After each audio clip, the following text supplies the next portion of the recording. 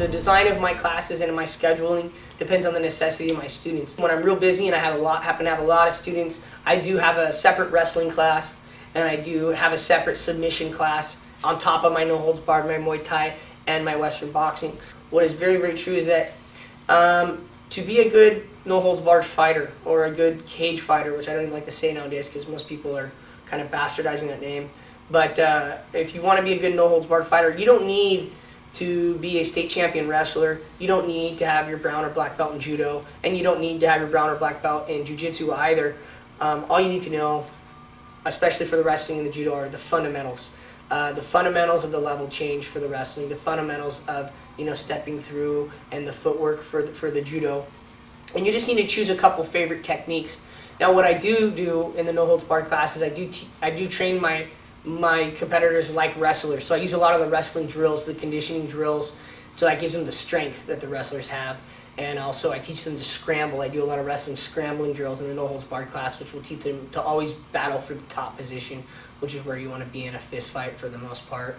In that no holds barred class, once I get you moving in and out of all the grappling positions, once you know a few submissions, and also during this whole process, I'm going to show some NHB specific techniques. That's what that no holds barred class is for. The no holds barred class is for fighting. That's where there's going to be a lot of flavor, a lot of variation, because some people are going to want to strike, some people are going to want to grapple, some people are going to want to do a little bit of both. For each person in the no holds barred class, we're going to give them the best way for them to fight.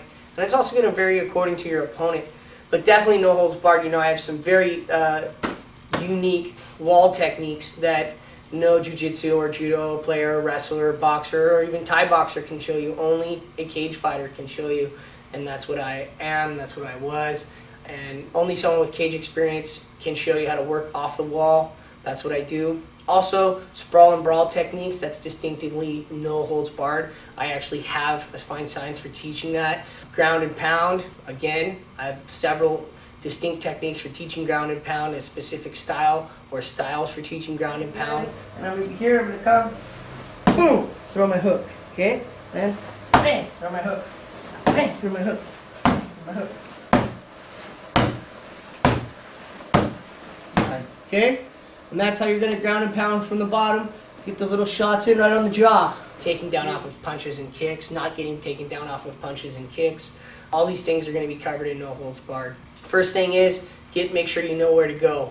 Make sure you know how to move. Along the way, to keep it fun, we've showed you some cool submissions and mix in some ground and pound, sprawl and brawl, use the wall. And then after that, we go into 100% no holds barred the whole way. First thing is you keep your feet on him to defend. Then he's trying to punch, you come here, try to grab one wrist. Now I got the opposite wrist, fine. I'm going to go for the opposite ankle. You turn on the side of the hip. Boom, that's how. Okay? Now, you can do this, and bang, if he's a real big guy, he just doesn't want to go down, take this thing and, okay, whack, whack, whack. Convince him he needs to fall. Okay, or sometimes it's just here, but this you can keep this, use this thing, boom, okay, get him to go down. Alright, so that's how we're going to defend the ground and pound, okay? That's how we're going to defend the ground and pound. Now let me show you how we're going to ground and pound, okay? I invite any and all women to come into the no holds barred class. It's not going to be some crazy cage fighter class for them. It's going to be assault prevention. But it's going to use a lot of techniques that I use anyways. And actually what I found is that it's not every day, but it is consistently, when I do get women to come into the class, it really actually improves the class a lot, because I remember all these techniques that I had to use when I was 160 pound, wrestling in the cage, fighting in the cage with guys that were double my weight, 240 or even up to 380 pounds. So I had to use a lot of techniques that I was at a severe strength disadvantage, and I find myself with the women creating more and becoming more inventive because they do lack the strength. When he does that, we're going to submit him. Here. Here. And then I also invent some new techniques with them as well. So love to have the women come in. That is actually my most rewarding thing that I do, is work with young women, because young women are the ones that need to know this stuff. It's great to teach the men and the young bucks and the fighters and all that. It really is. It's fun. But It's more important to teach the young ladies how to defend themselves. That way they're going to feel confident about themselves. You know, I work with 11 government-sponsored programs. So do my students. So do my co-coaches. We're dedicated, you know. Okay. Sorry. Kind of tap slow.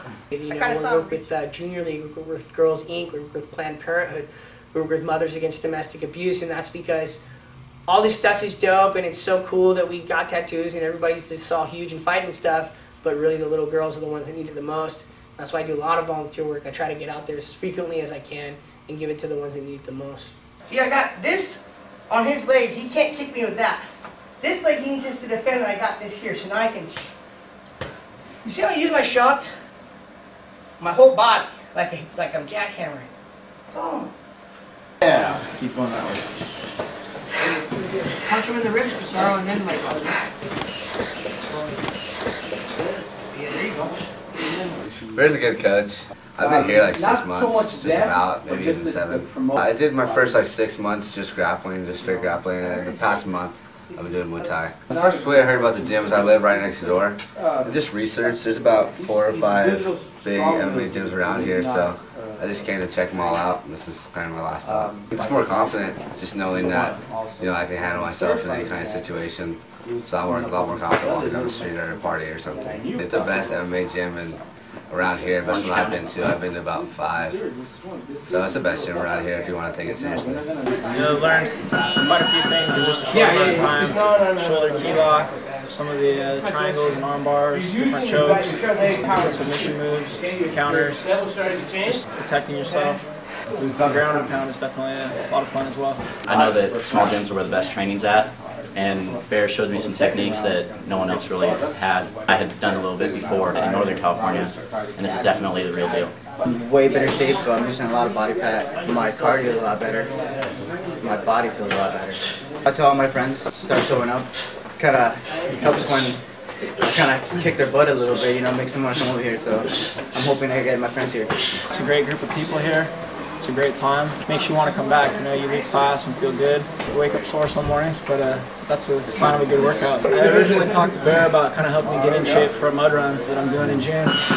We had a goal of finishing in under an hour this year, and just getting kind of burnt out of just running and gym stuff. So I figured I'd integrate something else into my workout plan. And just in the last few weeks that I've been here, I've dropped about 13 pounds on top of my regular regimen. So I'm confident that in the next few months, I'll be in the best shape of my life. Everything that you need is here, and that's one of my mottos. Everything you need, nothing you don't. That's what I teach you. We're not doing katas here. I'm not going to waste your time with a bunch of hoopla. I'm just going to give you maximum damage, maximum defense, and then we move on.